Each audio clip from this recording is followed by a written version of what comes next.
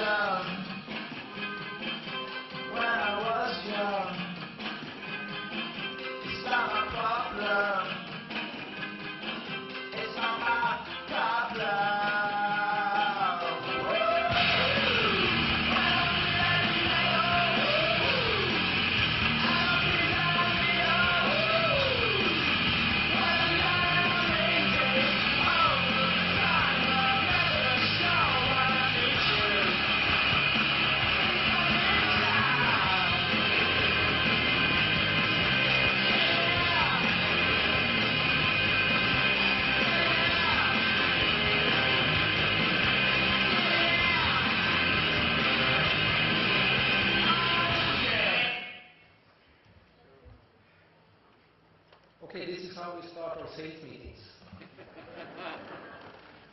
My name is Tommy, and I'm going to talk about the key factors that actually led to that Narvesen has taken market shares in the Norwegian market since 2008 and until now. And hopefully you understand my English. First, to put Norway on the map in comparison, Germany, we are about 6% of the German population, and we have about roughly 1.1 the size of Germany. When it comes to UK, we are 8% of the population and 1.6 times the size. Compared to New York City, we are about half the population and more than 300 times the size. And compared to Toronto, Toronto is about 50% of the Norwegian population, the size of the population, and Norway is 600 times larger. If you see from Oslo to Kirkenes, which is far north, it's the same distance as Oslo Road. This is where we have all our kiosks. There's a saying in Norway that you can measure the size of the city or a town by first size is there's a petrol station there, then it's kind of, it can be a town, then there's the Chinese restaurant, and then there's Narvesen.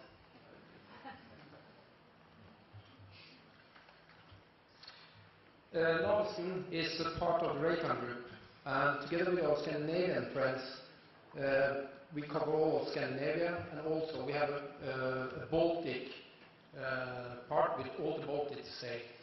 So Reitan Convenience, covering all this area, is actually the second largest retail chain, or the convenience retail chain in Europe. Some of the metrics are we have 368 kiosks, and we have an average of 1.2 million customers a week. I think it's how did Narvesen end up focusing so much on magazines and press products? The answer is simple, it's the start of Narvesen. Back in 1893, there was a tender for the rights to sell newspapers and travel literature on the railway stations in Norway. Bertrand Larsen, our founder, he did a market survey, the first documented market survey in Norway, and applied to get these rights. We got it. And in 1st of January 1894, the two first kiosks opened.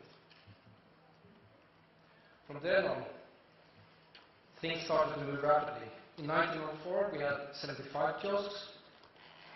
In 1916, we bought our first trucks in order to distribute press products to our kiosks. So that would be the start of Interpress. And in 1919, there were 223 kiosks all over Norway, basically or mainly located to railway stations and also the subway. And it was a common sight that 50 to 100 people would queue up to buy the daily newspaper. Those were the days. Today's kiosks have a wide range of products, but still press and magazines is more than 30% of our revenue. When coming up to 2008, it was a big change, some of you have probably noticed. In that respect, Norway differs a little bit from the rest of Europe, not having a financial crisis, more what we call a mental financial crisis. So actually, in a very short time span, more than 10% of all our customers disappeared from the kiosk market, or the kiosk and petrol station, which is KBS, and went to the grocery chains, the soft discount grocery chains. They were very quick in adapting and actually had convenience concept put into the kiosk or the shops very fast. At Narvesen, we had to find out what is happening. So we did actually a market survey and found out that our core business, that has been our core business since 1894, is the reason why we are dropping less, or we're dropping less than the others, and that we are taking market shares. So what we did was actually, because we were in the process of consolidating the number of kiosks, was actually to build on this, the press products, the newspapers, magazines and books, and then we made a strategy that said that we would measure only comparable growth. We would focus on profitability for our franchisees, because all Narvesen is franchise driven. We had some absolutes that we have to be 100%, and we started checking and following up on these absolutes in order to be performing well. And we focus on our core values.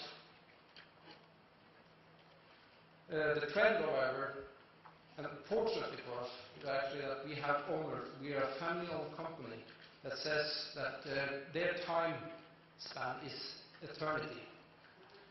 So the plan went through and we could stick to it. And as you see the results, we had a drop and then we started picking up. And now we are the largest convenience chain or kiosk and petrol chain in Norway. The trend, however, what we see is that the customers, the number of customers is dropping, still dropping. We see less impulse buy, but what we see also is that the loyal customer, the magazine customer, he still buys magazines but less frequent.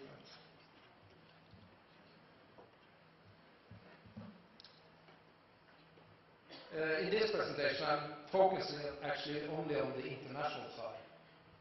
And we have I would say, it's not a very sophisticated way of approaching the space management or in the kiosk.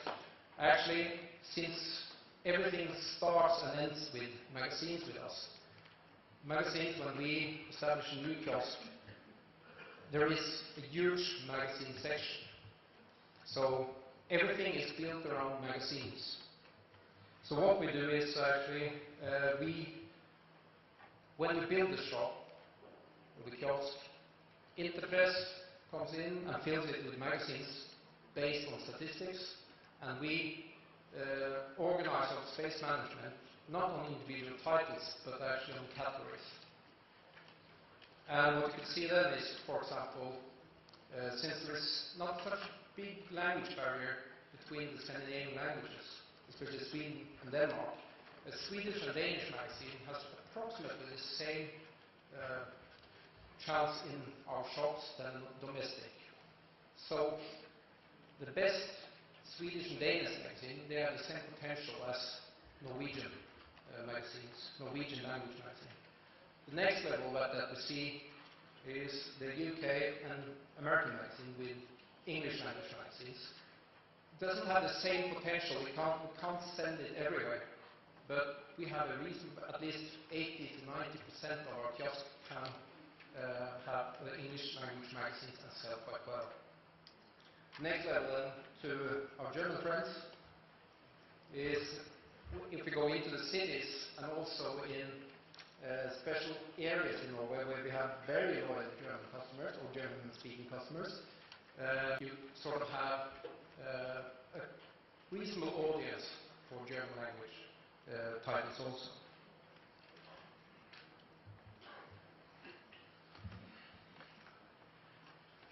But it all starts with actually knowing your customer.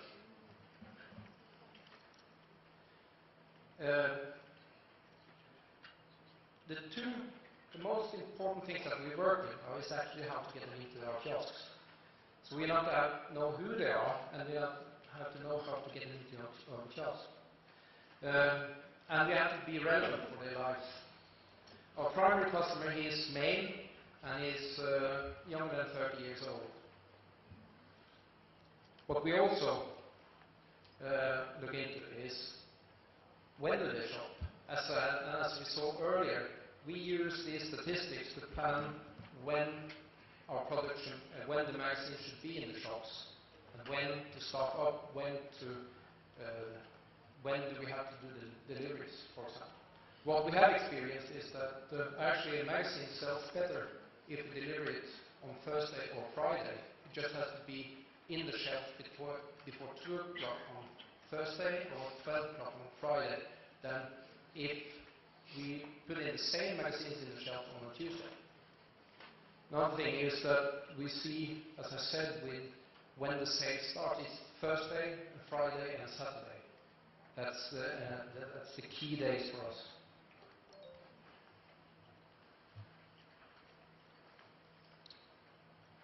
Our key programs, because we are committed to magazines, is that together with 26 shops and a lot of staff, we had a program where we visited New York a couple of weeks ago.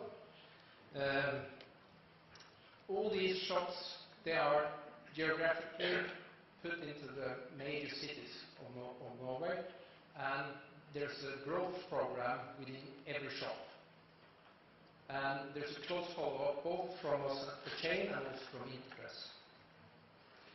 The next level is that the 75 next shops, we also have a special program focusing on magazines and books and newspapers.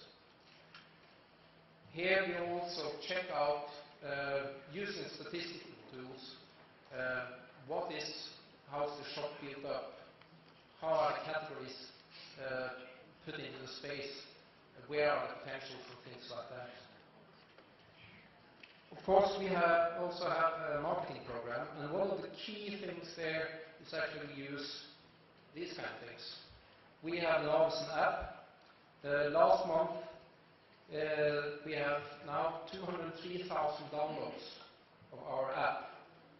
What we have on this app is actually we have a loyalty card. Currently, we have one of the leading national, I would say, gossip or celebrity magazines is on this, where you get the 5th magazine for free. We also can have offerings. We have all the magazines, all international magazines from Interpress is on this app, so you can find out what titles are in the market now, and different offerings. One of the also key features here is actually that the closest magazine is at Måløy, it's 5,560 kilometers in that direction. And there I can get one of my favorite magazines, which is Outdoor Fitness. Good. Another thing is that 6 times a year we have a nationwide campaign for 2 weeks for international magazines. We have different subjects during the year, and so far this year we have gone through 4 of them. 3 of them which have been very successful, and we measure the result. Do we create more value for our shops? Yes, we have in 3 or 4 we have created more value for the shop, sustainable, or quite a lot of more value for the shops. This means also that it creates value for our suppliers.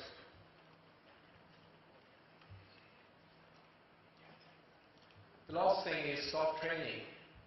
With a turnover of, in periods, we are up to shop owners up to 20-25% turnover during a single year. If you become an owner of a shop or to run a shop, you need, we have a minimum of 1 week of staff training. And here also we have a special mentoring program with the key kiosks in the area, helping you with dealing with magazines. So, to wrap up, what we have experienced is that if you do the right things in a sufficient scale, press products will drive sales, it will increase the average check, it will differentiate us from the others, and we will have more loyal customers than our competitors. So thanks.